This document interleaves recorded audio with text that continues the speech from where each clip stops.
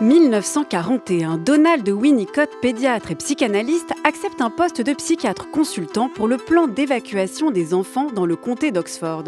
Ce plan, protéger les enfants des grandes villes du Royaume-Uni des bombardements ennemis. Chaque semaine, jusqu'à la fin de la guerre, Winnicott se rend sur place dans 5 foyers.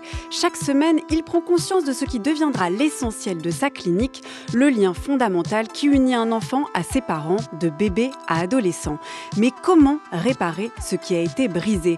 Que faire de nos traumatismes d'enfance? Avec quel outil conceptuel et thérapeutique? Place à la clinique de Winnicott et à ce qu'il en reste. Aujourd'hui, 2e épisode de notre série, Donald Winnicott, le psy suffisamment bon. Nous étions rassemblés dans un hall où les gens venaient nous chercher. J'étais debout dans la file, très malheureuse, et Madame Powell, le chef de cantonnement, m'a prise par la main. Elle m'a emmenée chez elle et arrivée devant la maison, elle m'a dit « Avant de rentrer, il faut que je te prévienne, nous avons un chien ». Elle était merveilleuse. Je m'asseyais souvent sur ses genoux pour me faire câliner et elle me disait « Tu es très affectueuse ». Mais c'est sans doute parce que j'étais loin de chez moi et que j'avais un grand besoin d'affection. Je me souviens que je pleurais dans mon lit, tellement ma grand-mère, mon grand-père, mon papa et ma maman me manquaient. Bonjour Marie-Rose Moreau. Bonjour. Vous êtes pédopsychiatre, professeure de l'Université de Paris-Cité, chef de service de la Maison de Solesmes, Maison des adolescents de l'hôpital Cochin, membre de l'Institut universitaire de France. Vous êtes aussi directrice de la revue transculturelle L'Autre. Vous avez fondé la première unité en France de soins transculturels, c'était à la fin des années 80, puis une consultation transculturelle pour les parents migrants et leurs enfants à Paris en 2008. On va revenir sur cette archive, ce témoignage d'une petite fille qui a été évacuée en Angleterre au tout début de la guerre en 1939. Mais avant de venir à ce sujet, j'aimerais savoir, Marie-Rose Moreau, quelle place a Donald Winnicott pour un pédopsychiatre en France? À quel moment on le rencontre dans sa formation? Est-ce que c'est un nom que l'on croise ou est-ce que c'est vraiment une référence déterminante à laquelle on pense régulièrement quand on pratique? Alors vraiment, je crois que Winnicott, c'est une référence obligée pour un pédopsychiatre. Alors, bien sûr, moi, j'ai été particulièrement sensible et formée par les idées de Winnicott et par la technique et par la position de Winnicott, parce que mon maître Serge Lebovici est un de ceux qui a introduit la pensée winnicottienne en France. Donc, moi, je suis particulièrement habitée par cette pratique et régulièrement, je fais appel à lui et je me dis, tiens, ce patient, j'ai besoin de Winnicott pour bien le comprendre et surtout pour bien le soigner. Mais je crois, au-delà de ma position personnelle, Winnicott, c'est vraiment un pédopsychiatre extrêmement important parce qu'il est pragmatique et qu'il est vraiment spécifique des bébés, des enfants et des adolescents. Donc du coup, lorsqu'on devient pédopsychiatre, on est obligé de passer par là. Et je pense que même lorsqu'on prend peu de choses, on prend au moins la consultation thérapeutique, qui est un dispositif qu'il a inventé, c'est-à-dire une manière spécifique de faire avec les enfants. J'ai eu la chance, moi, de monter des missions de pédopsychiatrie dans le monde pour Médecins sans frontières. Et un des seuls, en tout cas, un de ceux qui a été le plus traduit pour servir de base au travail dans les différents pays, l'Afghanistan, le Libéria, la Roumanie, l'Arménie, etc., c'était Winnicott. Donc, du coup, on a traduit des fragments de Winnicott. Mais ça, c'est fou! C'est fou, dans toutes les langues du monde. Il y a une pensée universelle de la pédopsychiatrie qui a été proposée, inventée par Winnicott. Alors, c'est pas une pensée, c'est une pratique. Et c'est ça qui fait sa position singulière. C'est pas une pensée, parce que sinon, si c'était une pensée, on se serait battu. Il vaut mieux faire comme ci, mieux faire comme ça. Est-ce que le bébé comprend? Est-ce qu'il comprend pas? Non, c'est vraiment une pratique. C'est-à-dire comment on établit une interaction avec un enfant. Qu'est-ce qui va déterminer les effets de tel ou tel événement traumatique sur l'enfant et comment le consoler, le réparer, comment dépasser cette douleur-là. C'est vraiment dans ces textes fondateurs, c'est vraiment, ça part toujours de la description. C'est toujours la pratique. C'est la pratique et c'est la position aussi du pédopsychiatre. Il était psychanalyste et pédiatre, d'abord pédiatre et psychanalyste. Il rencontre Freud, et puis effectivement, il y a la Société de psychanalyse qui s'installe à Londres dans les années 1910. Après, il y a effectivement la Seconde Guerre mondiale, donc il y a l'exil de psychanalystes viennois, donc Anna Freud qui meurt à Londres au début de la guerre, mais il y a la controverse avec Mélanie Klein. Enfin voilà, il est quand même dans un bouillonnement. C'est un pédiatre qui baigne quand même dans la vitalité de la psychanalyse de ce début de siècle. Oui, il est au cœur des débats et des grands débats qui ont suivi. La psychanalyse et la pédopsychiatrie tout entière. Hein. Mais c'est quoi la différence d'ailleurs entre pédiatrie, psychanalyse, psychiatrie, pédopsychiatrie? Est-ce que c'est des différences de pratique? Est-ce que c'est le fait de pouvoir donner... On dit souvent qu'entre un psychologue, un psychanalyste et un psychiatre, la différence, c'est qu'il y en a un qui peut faire une ordonnance et pas les autres. Il y en a un qui a fait des études de médecine et pas les autres. Est-ce que c'est réductible seulement à ça? Alors là, on a des champs totalement différents. Ce qui a un pédiatre, on voit très bien que le pédiatre, il va s'occuper, et encore c'est complexe, mais il va s'occuper du corps des enfants et des expressions corporelles des enfants. Mais bien sûr que c'est inscrit dans un fonctionnement global. Les pédiatres, ils savent ça très bien, et Winnicott le savait très bien. Le pédopsychiatre, lui, il va s'intéresser au fonctionnement psychique des bébés, des enfants, des adolescents. Et il a besoin quand même de s'intéresser au corps, mais disons qu'il rentre par le psychisme, mais par toutes les techniques possibles. Le psychanalyste, lui, il y a des psychanalystes d'enfants. Winnicott est un magnifique exemple. Donc un psychanalyste, il va bien sûr s'occuper du psychisme des enfants aussi, mais avec une théorie qui est celle de la psychanalyse. Et Winnicott, il a beaucoup contribué à bien définir et ancrer la psychanalyse de l'enfant. Et puis ensuite, un psychologue, c'est encore différent, mais il peut partager, il peut être psychanalyste ou pas. Oui. Et donc, on rentre, c'est tout ça, toutes ces professions et toutes ces missions, c'est des approches complémentaires de la santé des enfants, plus somatique, plus psychique, plus intrapsychique, plus lié à l'environnement. Et Winnicott, lui, ce qu'il a amené de manière spécifique, c'est que l'enfant, on ne peut le comprendre qu'avec son corps et son environnement, même lorsqu'on est pédopsie. C'est ça la révolution Winnicott, c'est d'avoir allié effectivement la dimension pédiatrique, psychiatrique et psychanalytique en se disant il faut prendre l'enfant comme un tout dans un environnement. Il faut prendre l'enfant comme un tout dans un environnement qui va être la condition même de son développement. Et c'est-à-dire l'environnement, c'est pas extérieur. C'est la condition de son développement. C'est parce que l'enfant se développe dans un environnement qu'il a ensuite telle ou telle caractéristique. Par exemple, si l'environnement ne l'a pas assez protégé, il va être traumatisé. Donc, ça, c'est une des conséquences. Mais donc, l'importance de cet environnement. Et donc, quand on parle d'un enfant qui a été fragilisé, Winnicott disait, c'est pas l'enfant qui a été fragilisé, c'est l'environnement qui l'a pas protégé. Et donc, c'est le processus qui est fragilisé, le processus de développement de l'enfant. Donc, on peut le réparer. Ça, c'est une première conséquence. Et le dernier point sur Winnicott, c'est que il était extrêmement pragmatique. Et donc, il utilisait pragmatique et spécifique. Il utilisait tout ce qui était à sa disposition pour comprendre les enfants et les soigner. Donc quoi, par exemple ? Aussi bien la pédiatrie que la psychanalyse, par exemple. Vous avez insisté sur l'importance de l'environnement. Voilà, ça c'est le grand apport de Winnicott. On en a parlé hier. Est-ce que c'est culpabilisant ou déculpabilisant pour l'environnement? C'est-à-dire que se dire aussi que ça tient à son enfant, c'est une manière aussi de se dire c'est son caractère, il est né comme ça, c'est inné, il est, je ne sais pas quel adjectif on pourrait employer, il est inadapté, il est triste, voilà. Est-ce que, en fait, paradoxalement, en parlant de mères suffisamment bonnes et donc en valorisant les mères, il leur a fait aussi porter une responsabilité qui était lourde, à savoir tout est déterminé par l'environnement chez un enfant. Est-ce qu'il n'y a rien qui tient à l'enfant, à des sortes de... Est-ce que vous, d'ailleurs, vous êtes d'accord, Marie-Osmo, est-ce qu'il y a un caractère de l'enfant, en fait, malgré tout ? Alors là, il y a beaucoup de questions en même temps. Je sais. Mais je commence par la fin. Oui. Je pense, oui, qu'il y a des caractères des enfants. D'ailleurs, quand on a plusieurs enfants, on se rend compte que, alors qu'on est la même mère, même si c'est pas au même moment, le même père, même si c'est pas au même moment, le même environnement, même si des choses ont pu changer.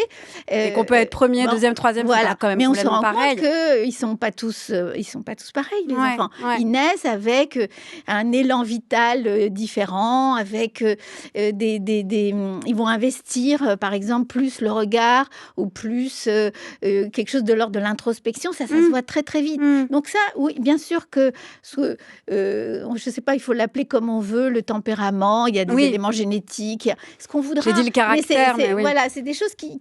Mais le caractère, c'est bien, parce que c'est là aussi, c'est la résultante de toute une série de facteurs qui sont liés au capital avec lequel naît l'enfant. Donc, il y a quelque chose qui tient quand même à ce qu'est l'enfant. Voilà. Mais l'environnement, c'est pas que les mères. Ça, peut-être qu'il y a eu un malentendu là-dessus.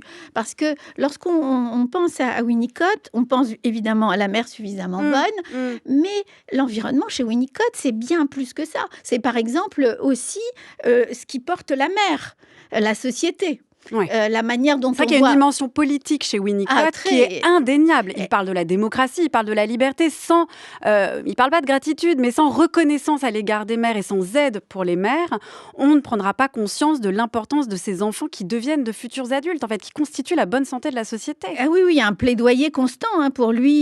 Il l'a fait, ça fait partie de la fonction du pédopsychiatre. Donc l'environnement, c'est à la fois les mères, les pères, les grands-parents, enfin c'est toute la famille élargie, toute la famille, ceux qui s'occupent des enfants, y compris ceux dans les crèches ou tous ceux qui s'occupent de l'éducation des enfants. Et puis l'environnement, c'est aussi la continuité. La continuité, c'est-à-dire le fait qu'on va...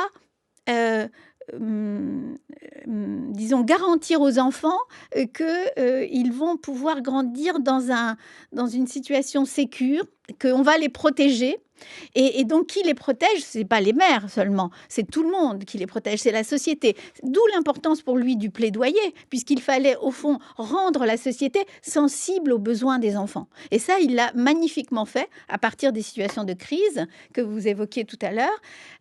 Il a montré que dans ces situations de guerre, rompre les liens des enfants, les sortir de Londres pour les mettre à la campagne brutalement, sans leur expliquer ce qu'on était en train de faire, et puis dans des lieux où justement les enfants n'allaient plus avoir l'affection, mais aussi les liens, les stimulations, la connaissance, le familier, c'est important pour le développement des enfants. Ils ont besoin de savoir que les choses vont se passer comme ça, ils ont besoin de familier quand ils sont petits. Après, bien sûr, les adolescents n'aiment plus ça, mais pour les petits, ils ont besoin de ce familier, de cette sécurité, et ils ont besoin de faire confiance aux adultes et au monde sur leur capacité de les protéger. D'ailleurs, c'est pour ça que lorsqu'ils sont traumatisés par des obus, par des choses graves, ils perdent cette confiance-là dans les adultes, les enfants. Et lorsqu'on les soigne, on doit aller jusque-là. On doit faire en sorte que les enfants récupèrent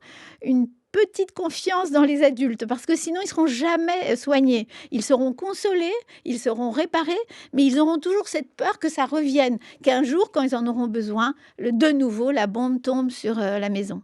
Alors, on a entendu au tout début de l'émission ce témoignage de Marianne Newland, qui est donc une enfant qui a été évacuée de Londres au tout début des bombardements en septembre 1939. Est-ce que c'est avec ce moment historique que Winnicott vraiment va formaliser, d'abord pragmatiquement, mais après aussi théoriquement quand même, ce lien fondamental entre des parents et un enfant, ce lien fondamental dans le développement d'un enfant, de l'environnement?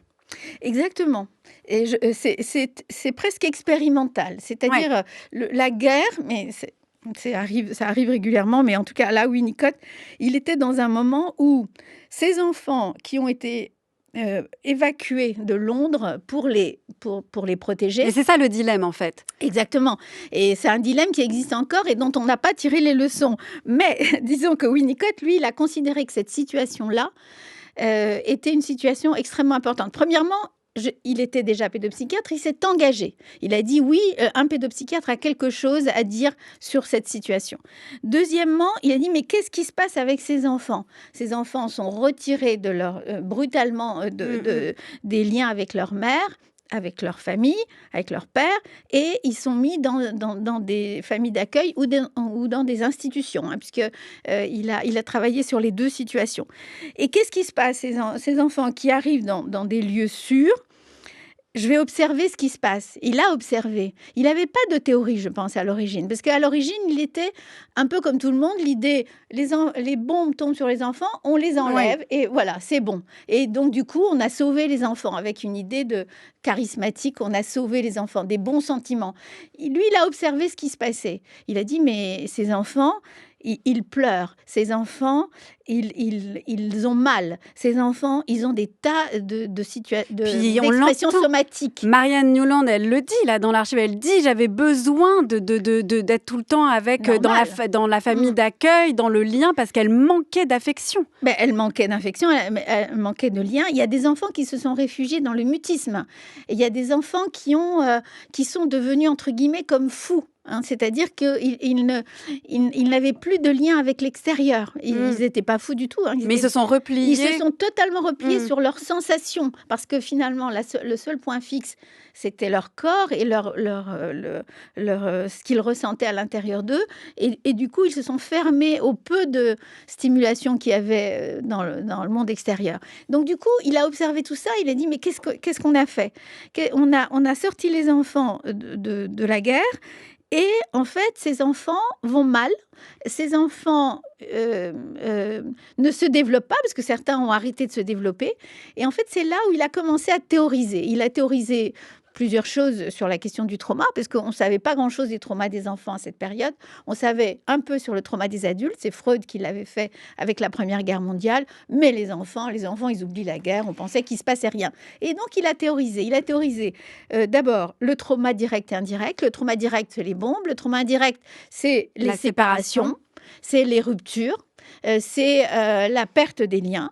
Il a traumatisé, non, au contraire.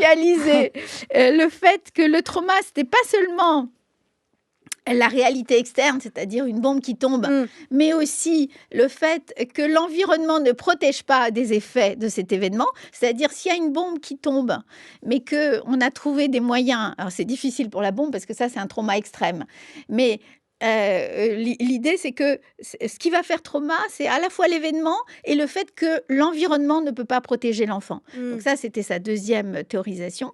Et la troisième chose, qui est très importante et que moi, j'utilise toujours beaucoup encore aujourd'hui, c'est le sentiment d'être. C'est-à-dire, est-ce que ce trauma, il va venir faire croire à l'enfant, enfin faire une rupture pour l'enfant, lui faire croire qu'il n'existe plus, il a failli mourir.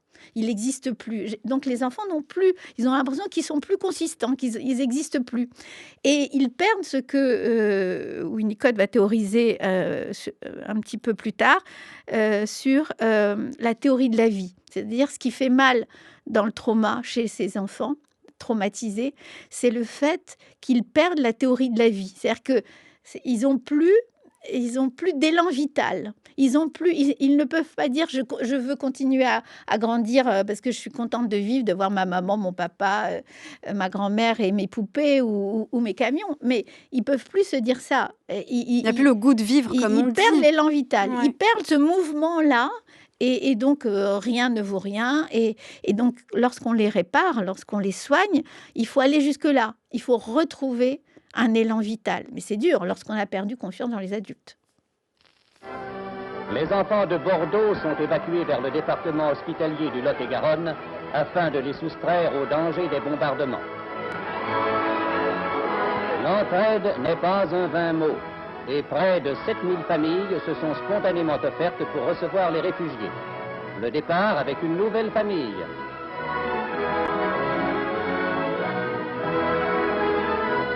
Ailleurs, les petits Bordelais entourés de soins et d'affection attendront paisiblement dans ces crèches des jours meilleurs.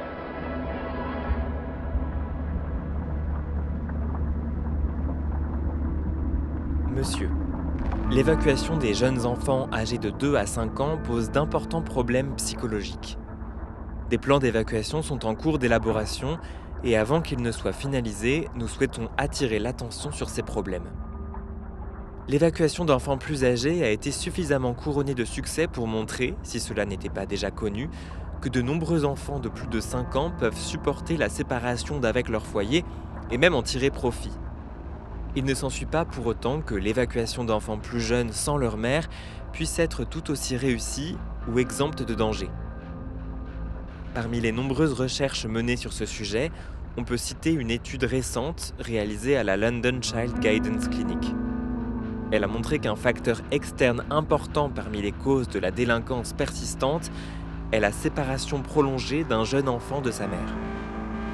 Outre les anomalies graves telles que la délinquance chronique, des troubles légers du comportement, de l'anxiété et une tendance à des maladies physiques vagues peuvent souvent être attribués à ces perturbations de l'environnement du jeune enfant.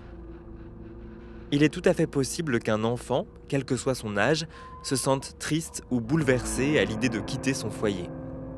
Mais ce que nous voulons souligner, c'est que pour un jeune enfant, une telle expérience peut avoir des conséquences bien plus graves que la simple tristesse.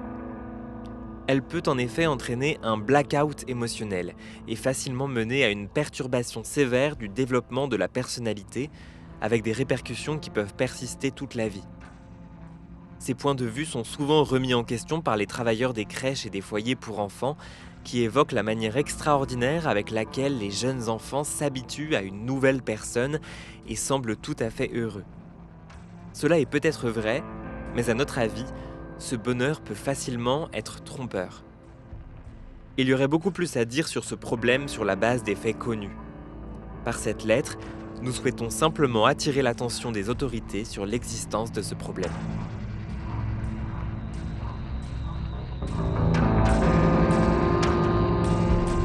France Culture, avec philosophie. Géraldine Mosna-Savoie. Il faut souligner, Marie-Rose Moreau, la précocité, la lucidité de Winnicott qui écrit cette lettre le 16 décembre 1939. C'est Axel Dubois qui a préparé cette émission, qui a trouvé cette lettre et qui tranche complètement avec l'archive qu'on a entendue de 1943. C'est une archive à prendre avec des pincettes. C'est une archive de la France occupée, contrôlée par les autorités de Vichy, avec la petite musique sur ses enfants, l'entraide. Lui, Winnicott, dès 1939, nous dit c'est un bonheur trompeur, avec cette distinction qui nous semble fondamentale entre la tristesse et le blackout émotionnel. Qu'est-ce qu'il entend par là, Marie-Rose Moreau ? Oui, effectivement. Alors, c'était déjà le fruit, c'est révolutionnaire, mais c'était déjà le fruit de son travail, de ses observations, et en particulier des enfants dans les institutions, et avec lesquels il avait déjà travaillé à cette époque. Et donc, ce qu'il entend par là, effectivement, c'est ce fameux bonheur trompeur, c'est-à-dire c'est des enfants qui, pour survivre à une situation de rupture relationnelle et émotionnelle, mais les deux, les émotions et les relations, les deux sont importantes pour Winnicott, vont se blinder, ils vont se fermer d'une certaine façon, ils vont construire une carapace qu'il appellera d'ailleurs faux self à certains moments, même régulièrement. Non, parce que ça a évolué un petit peu. Comme c'est des mécanismes de défense, et que le développement en plus vient s'ajouter à cela. Et donc, en tous les cas, les enfants se blindent. C'est comme s'ils cachaient le noyau de leur être. Ils recouvrent ce noyau de choses fausses, mais qui sont, disons, des choses adaptatives. C'est pour survivre dans un nouvel environnement, avec des nouveaux liens, avec des nouvelles personnes, et avec des personnes qui ont avec eux des liens très différents de celles des liens qui les avaient rassurés, qui les avaient permis de grandir. Donc, ça va avoir des conséquences sur la question du trauma, mais aussi sur la compréhension de ce qu'on appelait à cette période une dimension antisociale, c'est-à-dire des enfants qui vont, par exemple, être délinquants, et dont on va considérer que le seul problème, c'est le fait qu'ils aient des troubles du comportement, et qu'ils fassent des choses interdites ou transgressives. Et en réalité, lorsqu'on les soigne, lorsqu'on les reconnaît comme des enfants en difficulté, on va trouver ce que dit Winnicott déjà à cette période, on va trouver un noyau sain, c'est-à-dire un développement antérieur, disons, qui s'est arrêté parce qu'il y a eu un événement traumatique qui est venu remettre en question leur développement. Et à ce moment-là, c'est comme si cette ligne du développement s'était arrêtée et ils vont se développer d'une autre manière, avec un faux self, mais aussi avec comme ils n'ont pas confiance dans l'environnement qui les a trahis. Et il y a une très belle phrase de Winnicott qui dit qu'il y a une dette de l'environnement envers ses enfants, puisque à un moment donné, voilà, les enfants ont été trahis, ce qu'ils avaient besoin pour grandir leur a pas été donné. Alors ils en veulent au monde entier, ils en veulent parfois à leurs parents, mais ils en veulent au monde entier, et ils en veulent aussi aux thérapeutes, d'ailleurs à ceux qui vont s'occuper d'eux. Donc il faut aller au-delà de ça et reprendre un cours du développement et les sécuriser. Ce qui est intéressant dans la lettre qu'on entend, c'est que Winnicott mentionne 2 types de dangers, c'est-à-dire les problèmes politiques et sociaux, c'est-à-dire la délinquance qui va apparaître plus tard. Et là, on a quand même l'impression de retrouver des discours qu'on connaît sur la délinquance, mais sans la dimension importance de qu'est-ce qui s'est passé dans l'enfance de ces enfants. Et puis, il y a la dimension purement psychologique. Il parle de problèmes psychologiques, troubles du comportement, anxiété, maladies physiques vagues. Comment, en si peu de temps, dès 1939, Winnicott a pu voir ça, a pu faire aussi cette distinction entre des enfants entre 0 et 5 ans et des enfants plus âgés. Là, l'expérience, elle est rapide. Mais là, il a un côté, prophète, visionnaire un peu, mais en réalité, là encore, c'est toujours la technique de Winnicott. Il avait déjà travaillé avec ses enfants. Il a travaillé. En fait, il recoupe tout au moment de la guerre. Oui, c'est ça. Avant même la guerre. Ouais. Mais c'est aussi pour ça que la guerre lui a servi de champ expérimental. C'est comme si c'était concentré, puisque là, il y avait des événements traumatiques collectifs d'une gravité extrême. Et donc, il a observé les effets sur les enfants. Mais il avait déjà travaillé. Il a travaillé plus de 40 ans dans la même clinique à Londres et dans les institutions sociales, puisque c'était un pédopsychiatre très social. Et il avait déjà observé des enfants, il les avait déjà rencontrés à tout âge, y compris des enfants dits délinquants, donc dits perdus pour la médecine. Et il s'est rendu compte que c'est pas du tout des Mais c'est enfants. toujours le cas, Marie-Rose Moreau, c'est-à-dire aujourd'hui oui. C'est toujours le cas. C'est-à-dire qu'on n'a pas... Aujourd'hui, par exemple, quand on rencontre des enfants plus âgés qui sont dans cette tendance antisociale ou dans la délinquance que décrit Winnicott, est-ce que grâce à la pédopsychiatrie de Winnicott, on peut se dire aujourd'hui, en fait, c'est pas... Il y a toujours ce noyau sain dont vous parliez, c'est-à-dire qu'il y a toujours une enfance, en fait, qui allait bien, mais il y a eu un enfant qui a fait rupture. Toujours. Dans mon expérience, effectivement, et moi je m'occupe beaucoup de bébés et d'adolescents depuis plus de 30 ans, et je crois, et j'en crois aussi les études, puisque nous avons beaucoup d'études sur le développement de ces enfants, il y a toujours le même schéma, c'est-à-dire un environnement défaillant, un environnement qui ne protège pas l'enfant de traumatisme extrême à cet âge. Alors, plus ou moins, il y a plusieurs types d'événements traumatiques, mais il y a aussi plusieurs types d'environnements. C'est-à-dire que si l'environnement est capable, je ne sais pas, par exemple, je prends l'exemple d'un enfant qui perd sa mère ou qui perd son père. C'est un événement traumatique extrêmement important. Sans doute extrême, même si on peut... c'est difficile de hiérarchiser, mais c'est très important comme événement. Mais si l'environnement, ceux qui restent après cette mort, par exemple, d'une mère, ceux qui restent arrivent à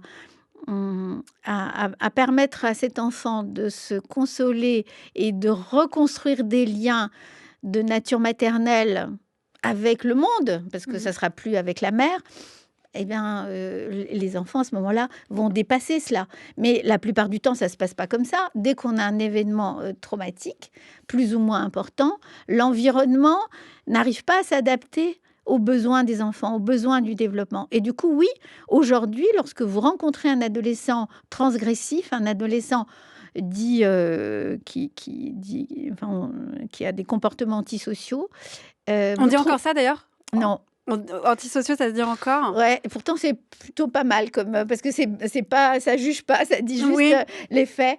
Mais en tous les cas, chaque fois, Ouais. vous avez ça. Mais le problème, c'est que il faut croire qu'on est capable de voir ça. Et ça, Winnicott le dit. Il faut avoir cette théorie-là, c'est-à-dire il faut le rechercher, cet événement.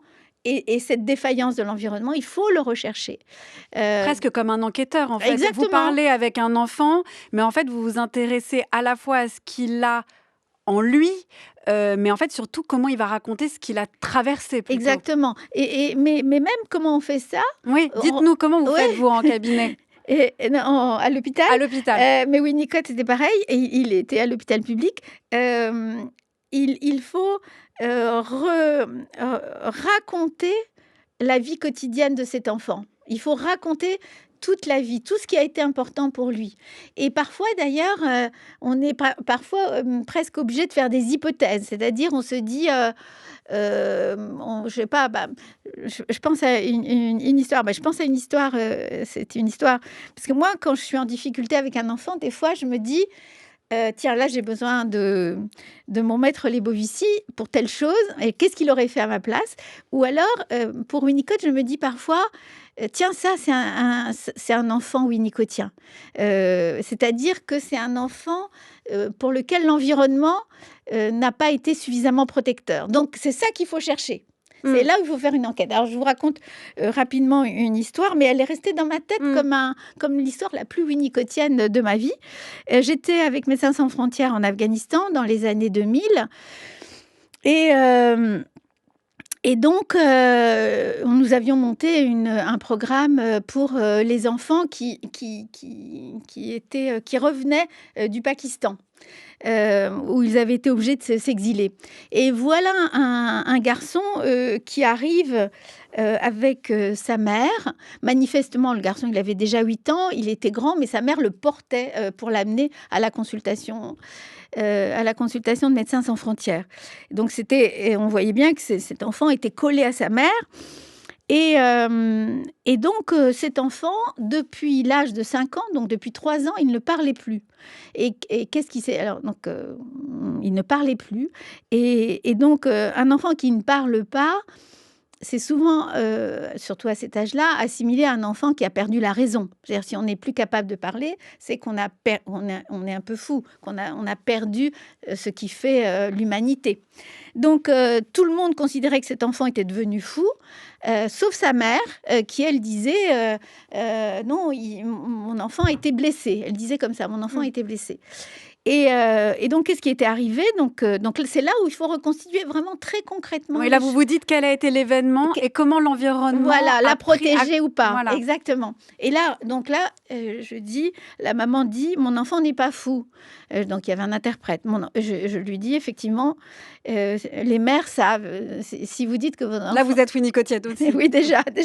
Exactement, j'étais winnicottienne. Les mères savent. Effectivement, votre enfant n'est pas fou. Mais ça, c'est très important parce que du coup, on rentre dans quelque chose de très différent. Mais qu'est-ce qui lui est arrivé? Qu'est-ce qui lui a manqué? Et donc là, on commence à raconter. On raconte plusieurs choses. Elle commence à me raconter des choses d'ailleurs autour de sa naissance. Mais surtout, elle me raconte qu'à l'âge de 5 ans, il y a une bombe qui est tombée sur l'atelier familial, des gens qui faisaient des tapis, qui avaient constitué un atelier. Et il y avait une grand-mère, sa mère à elle, qui était très douée pour faire des tapis et qui était donc, c'était un atelier autour de la grand-mère maternelle. Et le petit, qui à ce moment-là avait 5 ans, mais qui était toujours dans les jupes de sa grand-mère et apprenait déjà à faire des jolis motifs Comme sa grand-mère. Comme sa grand-mère. La bombe tombe sur l'atelier, la grand-mère meurt et tous les autres survivent. L'enfant arrête de parler le jour même. Le père part à la guerre parce qu'il est extrêmement en colère contre ce qui s'est passé. Donc, il part se battre. Et reste l'enfant avec une plus grande sœur qui, elle, va bien. Et la mère. La mère qui est triste d'avoir perdu sa mère, qui a perdu son mari qui est parti à la guerre, qui sans doute ne reviendra pas.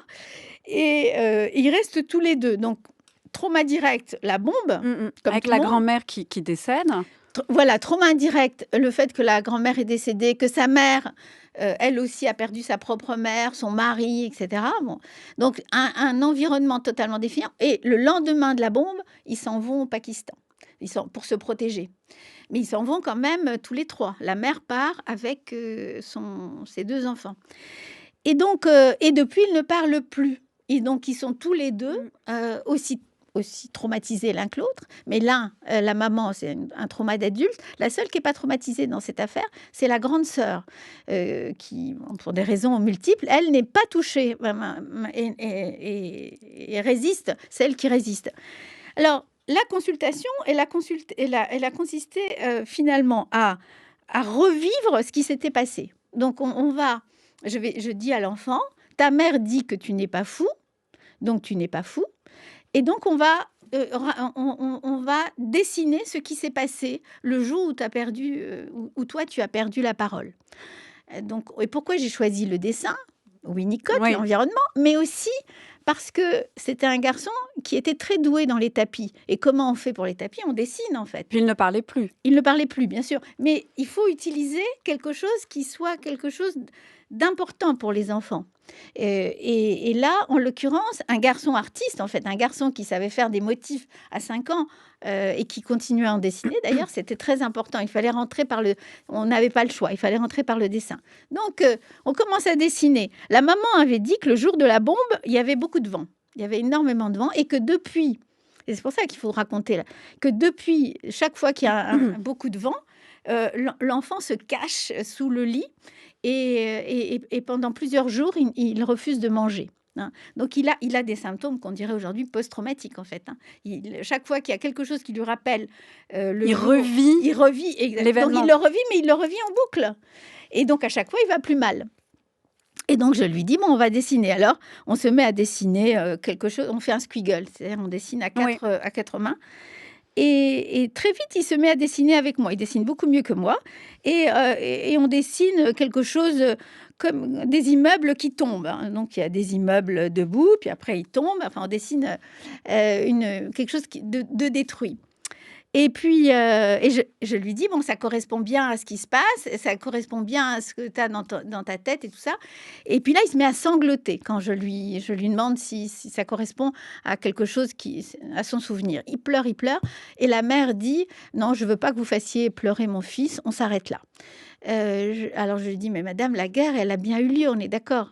Et elle me dit, oui, alors je lui dis, on va la vivre ensemble.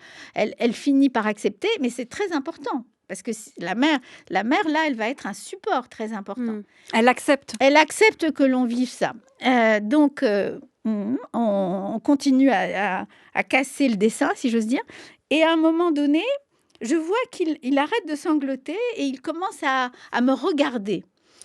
Et à ce moment-là, j'ai l'idée, c'est là l'idée winnicottienne, hein, mais c'est totalement Winnicott, j'ai l'idée de dessiner le vent, ce vent qui était là ce jour-là, et de le dessiner, mais de le dessiner en train de partir. C'est-à-dire, je commence à dessiner le vent, mais un vent qui est en train de quitter le dessin, qui est en bas à droite de la feuille.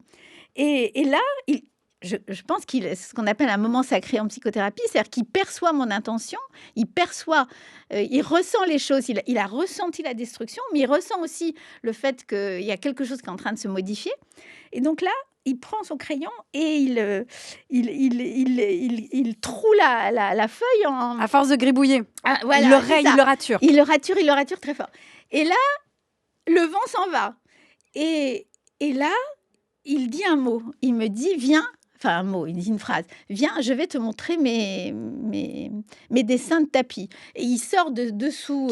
Il n'avait pas parlé depuis des années. Non, il n'avait pas parlé depuis des années. La mère se met à pleurer. Bon, bref, tout le monde pleure, mais là on pleure. Enfin moi, je pleure pas parce que je suis plutôt prise par un sentiment de joie. Dans la profession aussi. Et puis par un sentiment de joie, oui. mais le garçon est devenu joyeux, quoi. Et voyez ce qui s'est passé. On a revécu ensemble, mais grâce à la mère. Tout ce qui s'était passé.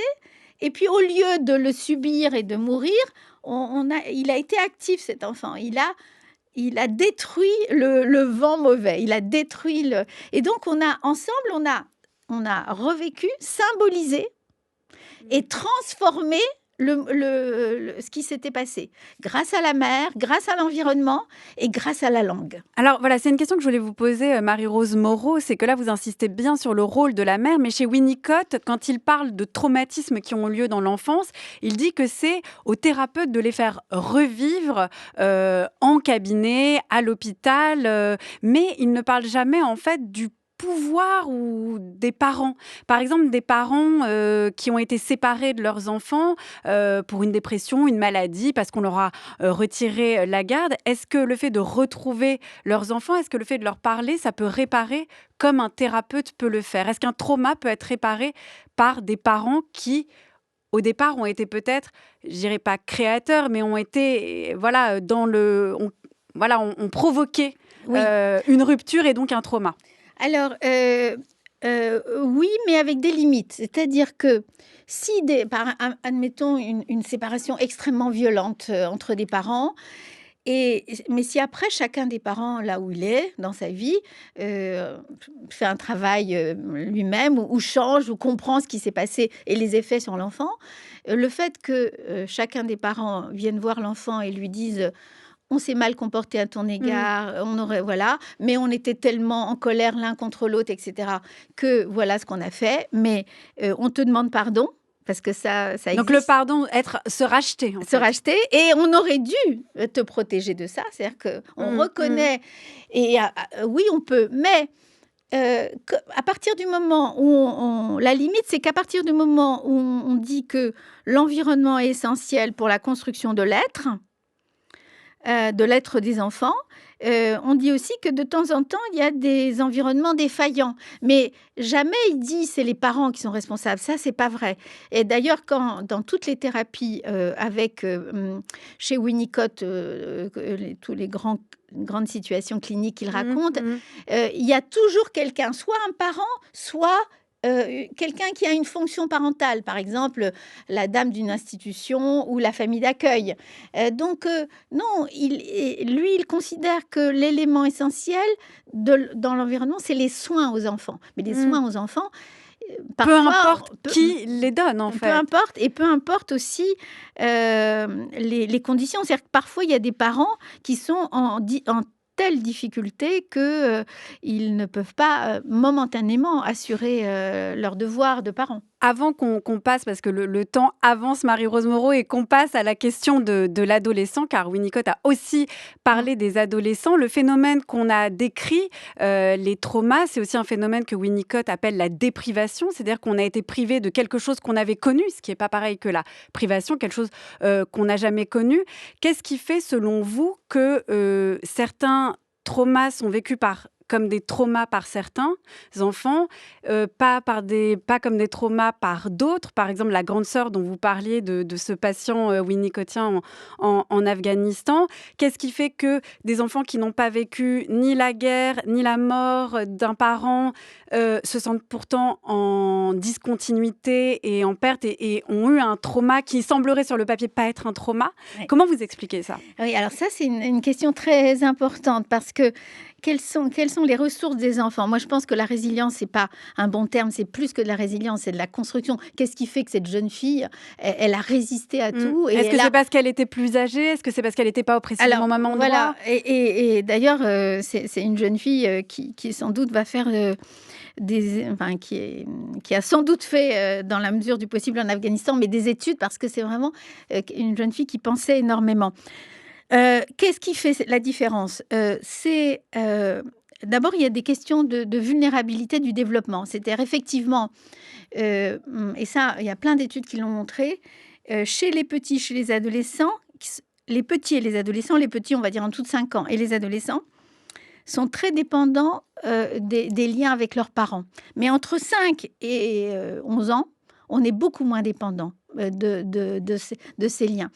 C'est lié au moment du développement. C'est-à-dire que les tout petits, où ils ont besoin des interactions concrètes avec leurs parents, et les adolescents, c'est plus des interactions presque théoriques, intellectuelles. Mais c'est des périodes où on a énormément besoin de la relation, y compris pour s'y opposer chez les adolescents. Donc, tous les traumas, même les traumas de guerre, sont beaucoup plus importants chez les petits et chez les adolescents que chez les enfants en période de latence, entre 5 et 11 ans. C'est lié au développement lui-même. Ça, c'est un Et vous parlez bien de développement et pas de stade. Comme Freud, c'est pas on saute d'un stade à l'autre, tout à coup, bam, dépendance absolue, bam, dépendance relative. Non. C'est beaucoup vraiment plus dynamique. Plus fluide. Ouais, c'est beaucoup plus dynamique. Ça, c'est un des points. La dépendance à l'égard de l'environnement, finalement. Le deuxième point qui explique, c'est que, enfin, qui explique, c'est plurifactoriel, on n'a pas une seule cause. Qui éclaire, disons. Qui éclaire un peu, voilà. c'est aussi le fait que certains enfants vont trouver rapidement, si j'ose dire, dans l'environnement, des éléments qui vont compenser. Alors, chez la jeune fille dont je parlais, la sœur de Massoud, moi, j'ai pensé que ce qu'elle avait trouvé, elle, comme élément protecteur, c'était la prière. C'était une jeune fille qui priait beaucoup, mais c'était une intellectuelle de la prière. C'est-à-dire qu'elle étudiait la prière, la sœur de Massoud. Ce que Massoud ne priait pas, ne s'intéressait pas aux prières. Mais elle avait trouvé, alors sans doute parce qu'il y avait dans son entourage une dame, une vieille femme, enfin une femme d'un certain âge, qui lui a appris la prière, qui lui a appris à prier.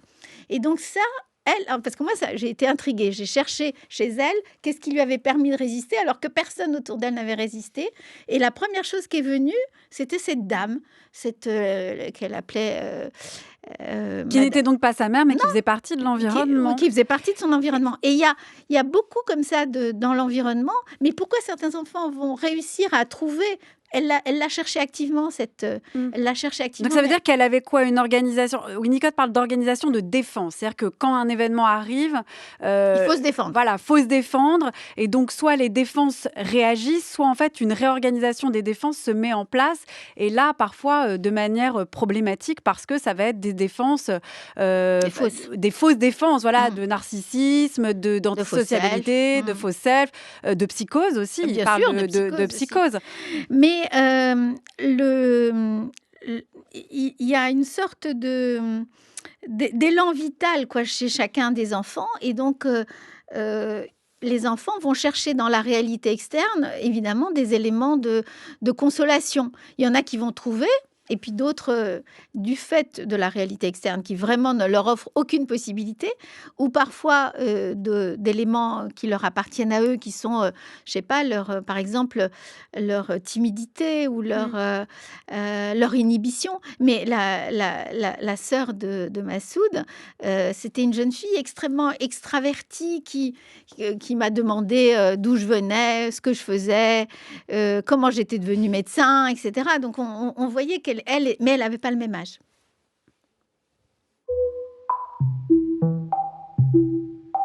Ceux qui s'occupent de psychologie dynamique sont généralement d'accord pour définir l'adolescence en fonction du développement affectif de l'individu. Le garçon ou la fille de cet âge doit affronter les modifications de sa personne dues à la puberté. Il ou elle parvient au développement de la capacité sexuelle et aux manifestations sexuelles secondaires avec un passé personnel qui comprend entre autres un système personnel d'organisation des défenses contre l'angoisse, quel qu'en soit le type. En particulier, tout être en bonne santé a vécu, avant la période de latence, un complexe d'Oedipe vrai, c'est-à-dire qu'il a eu l'expérience des deux principales positions dans la relation triangulaire avec les deux parents ou les substituts parentaux, et chaque adolescent a connu des moyens organisés de se garder de la souffrance ou d'accepter et de tolérer les conflits inhérents à ces conditions essentiellement complexes. Aussi le garçon où la fille parvient à la puberté avec des schèmes prédéterminés en raison de ses expériences de nourrisson et d'enfant. Le problème qui en résulte peut être plus ou moins grave et d'un type très différent, mais le fond est le même. Comment cette organisation du moi fera-t-elle face à cette nouvelle poussée du ça? Comment les modifications de la puberté s'intégreront-elles dans le schéma de la personnalité particulier à l'individu en question? Comment chacun traitera-t-il ce nouveau pouvoir de destruction ou même de mort? Ce pouvoir qui ne venait pas compliquer les sentiments de haine de la petite enfance. C'est comme si l'on mettait du vin nouveau dans de vieilles outres. Extrait d'un texte de Donald Winnicott, L'adolescence, paru en 1962, lu par Noé Margas. On parle beaucoup de Winnicott qui a mis le doigt sur cette relation entre le bébé et sa mère et l'environnement, on va dire Marie-Rose Moreau. Mais on oublie parfois qu'il a écrit aussi sur l'adolescence, qui est quand même un passage, et il le dit dans le texte, d'un type très différent, mais avec un fond qui est le même. Comment l'individu, dans son développement, va réagir à cette poussée du ça, donc les pulsions, comment il va se réorganiser en termes de défense. Pourquoi il a innové de manière majeure aussi sur ce terme d'adolescence, sur ce concept d'adolescence, Winnicott. Alors, Et vous avez 3 minutes, je le signale direct. Alors, premièrement, il a montré que l'adolescence était une phase du développement comme une autre. Et que donc il fallait le considérer comme tel, comme un développement et pas comme une maladie ou comme quelque chose d'antisocial par exemple, et que ça passait, que le seul médicament c'était le temps, et que donc et c'était la capacité des adultes, parents et société, à résister à cette à l'accélération, au désir de l'accélération, voilà, de et l'adolescence. parfois l'agressivité qu'il y a dans cette phase. Il a beaucoup insisté sur l'agressivité, mais une agressivité qu'il considère comme normale.